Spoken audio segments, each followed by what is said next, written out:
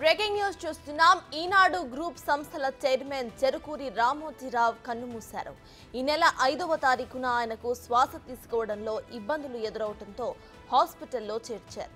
ఈ క్రమంలో చికిత్స పొందుతూ తెల్లవారుజామున తుది శ్వాస విడిచారు. ఫిల్మ్ సిటీలోని నివాసానికి ఆయన పార్థివ దేహాన్ని తరలించారు.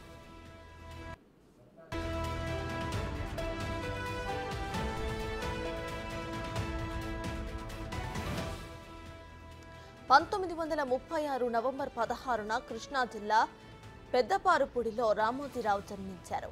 ఈనాడు దినపత్రికను ప్రారంభించి తెలుగునాట సంచలనం సృష్టించారు. 1974 ఆగస్టు 10న విశాఖ సాగర తీరంలో ఈనాడును ప్రారంభించిన 4 ఏళ్లలోనే పాఠకుల మానస పత్రికగా ఈనాడు మారింది. ఈనాడుతో పాటు కీలక మైలురాయిగా సితారా సినీ పత్రిక నిలిచింది.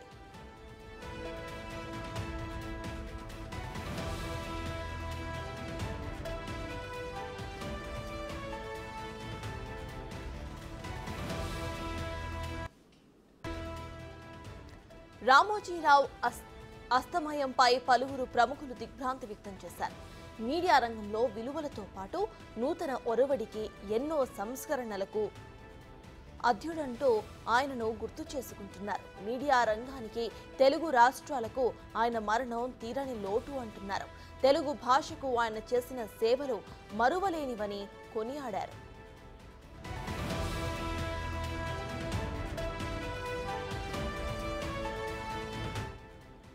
అధికార లాంఛనాలతో రామోజీరావు అంత్యక్రియలు నిర్వహించాలని తెలంగాణ ప్రభుత్వం నిర్ణయించింది. ఓ మీడియా దిగ్గజానికి అధికార లాంఛనాలతో అంత్యక్రియలు జరగటం దేశంలో ఇదే ప్రథమం.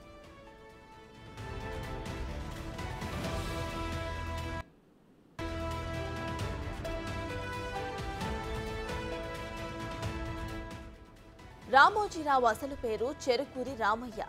2016లో పద్మవిభూషణ్ పురస్కారం అందుకున్నారు. 1936 నవంబర్ 16న కృష్ణా జిల్లా పెదపారుపూడిలో జన్మించారాయన. రామోజీరావు 1962 అక్టోబర్లో హైదరాబాద్లో మార్గదర్శి చిట్ ఫండ్స్ ను ప్రారంభించారు. ఇదే ఆయన తొలి వ్యాపారం. అలాగే 1965లో కిరణ్ యాడ్స్ అన్న అడ్వర్టైజ్మెంట్ ఏజెన్సీని ప్రారంభించారు.